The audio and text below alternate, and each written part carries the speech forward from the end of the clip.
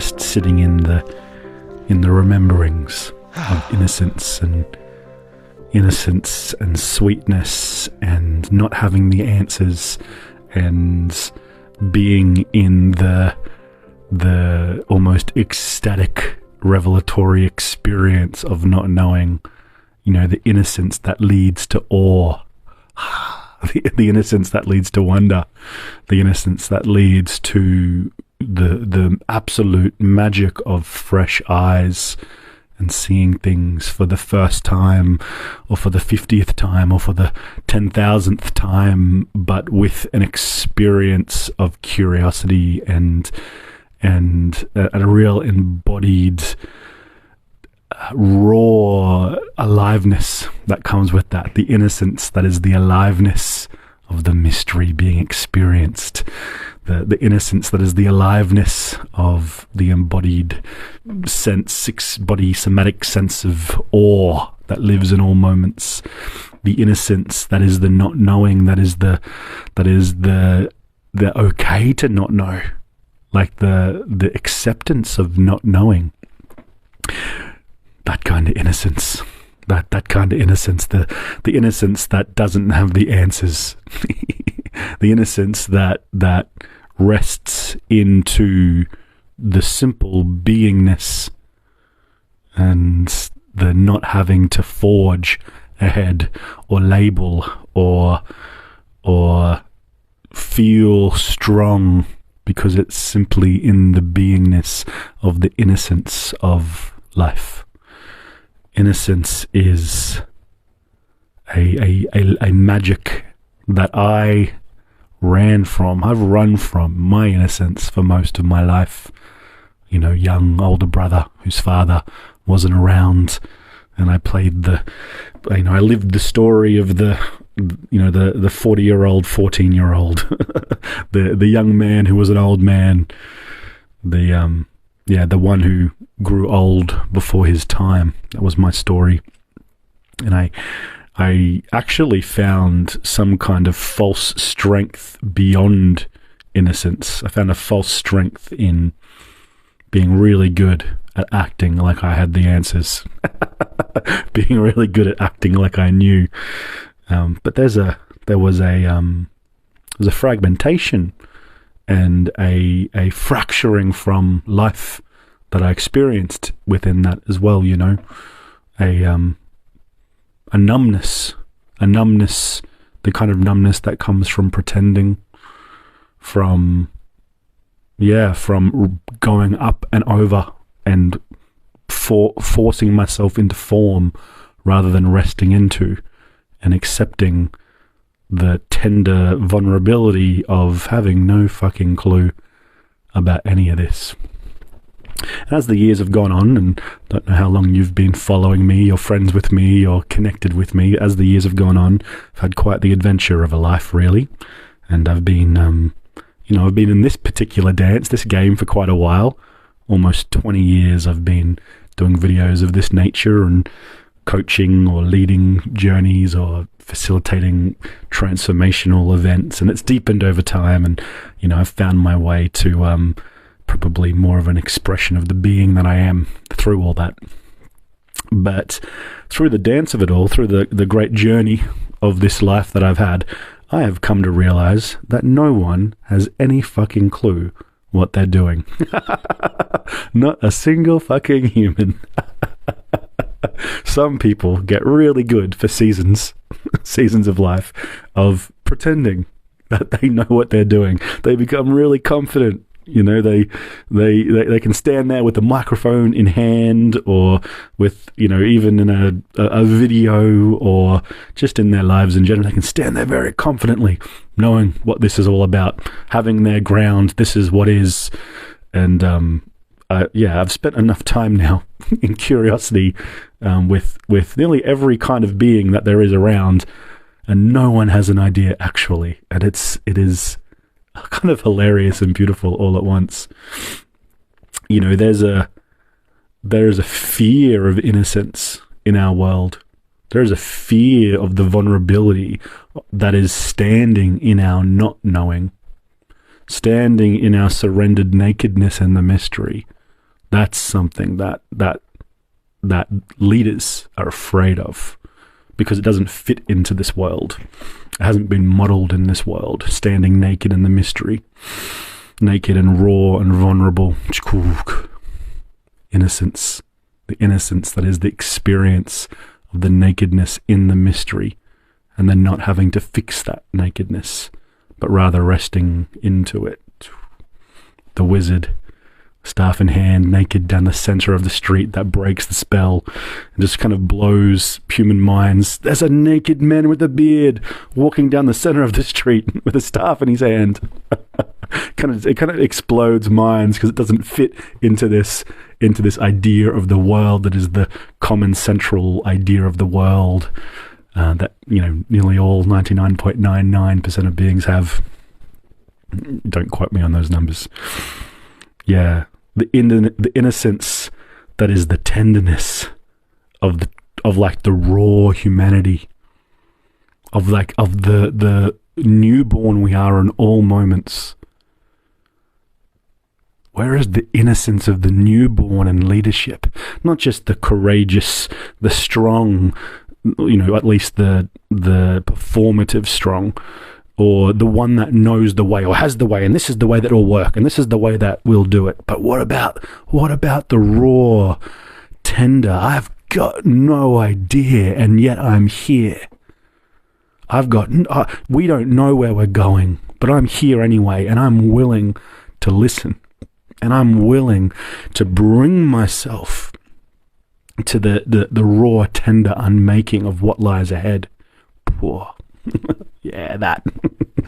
But no, instead what happens is you find beings finding their way to kind of a form of performative confidence. And probably, to be honest, most of the people that, you would say are really confident beings have in their core a real fractured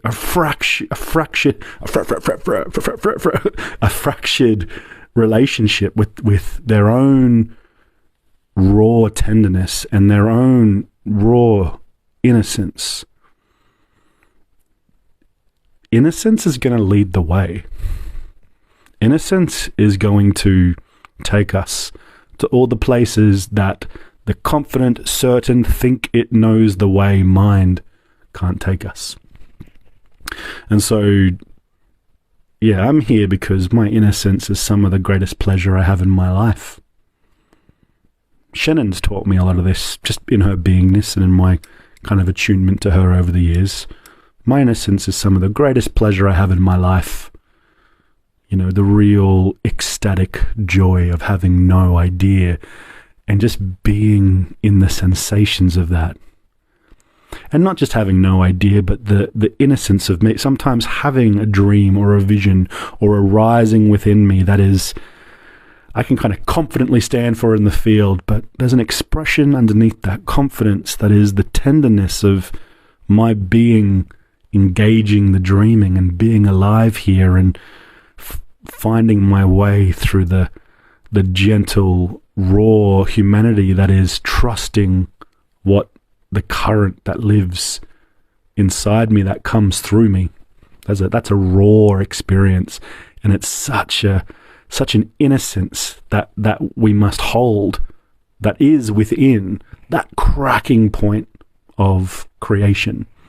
The innocence that is the turning towards the newborn that I am. And even after all these years, and after everything I've done, and after, whatever it is that you see me as out there, I don't know, some of you that might have an idea, others might have no idea. I'm still working it out. Even after all this time, I need to turn towards myself and be curious, deeply curious, not just set in any statement, not just set in any ways for a lifetime, but in the deep curiosity of the mystery that is this being right here.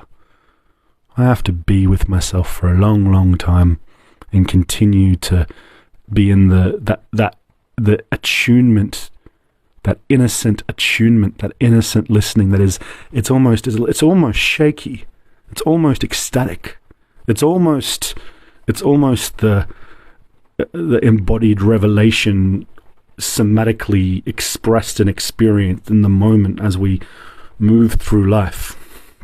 And this is why I've always said that the emergent frontier is not loud and proud and confident. The emergent frontier is fucking raw, and it is tender. And the beings who are touching the real frontier of it all, and the frontier changes, right? Like it moves over time. Culturally, the frontier changes. Academically, the frontier changes. Spiritually, the frontier changes as you know, almost cohorts or generations is probably a better way to say it. Generations of us kind of attune and listen, and then it becomes particular themes kind of ripple out through the field. The frontier changes. To be playing at the frontier of reality, to be playing at the emergent edge of creation, is to be a little shaky, because you don't know. You aren't in control. You're in the mystery. You're with the mystery, and you're in the felt sense, cracked open experience of that. That doesn't look like confidence. Doesn't look like an unshaking voice. It looks like the innocent opening to the fear that lives at the edge of it all, the fear that leads us, the fear that is the innocence. So our fear leads us, our shame leads us, all the things that make our voice shake lead us to the edge. And after, decades of doing the work, what you'll find is the voice will always crack at your edge, or the shake will always be there a little at the edge, at least, even just if it's a little. And if it's confident and grounded and set, it's not the edge, and you've kind of like let yourself fall into a ground that's kind of come back to the center. And maybe there's time for that as well. But what I like to advocate for, and what I've found to be the unmaking and remaking and leading of me over the years, is in following the innocence, in following the listening to the cracking point, in letting myself be led by my fear and my shame to all the places I don't want to go, but I know I need to, or all the places I don't know I need to go to. They lead me there. The fear, the shame, the shaking leads me to the places that I didn't want to go, or I didn't know I had to go to within myself. So innocence as the doorway to all the places you need to go. Innocence as the embodied state that is ecstatic and revelatory and full body experiential. Innocence as an orgasmic experience of creation in every moment, and each moment available right there for those willing to bring themselves to it. And innocence as the form that leadership will take as the years unfold, because it is innocence that has relation and listening with the mystery, not necessarily a stoic confidence, although I can speak about the strong spine and a soft belly another time. Yeah, the innocence that is the shaking of the listening, the antenna that shakes as it listens, the being and the experience of creation, of emergence, of God.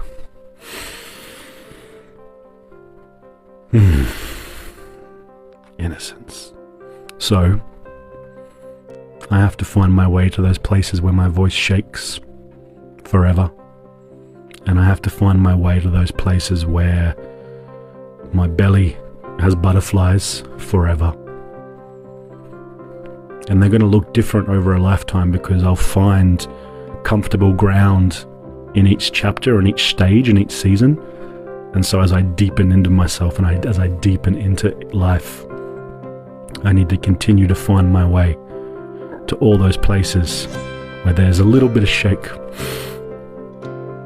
a little bit of mystery, a little bit of not knowing, and a little bit of and a great call for me to open myself to all of it and be in the innocent experience of it all.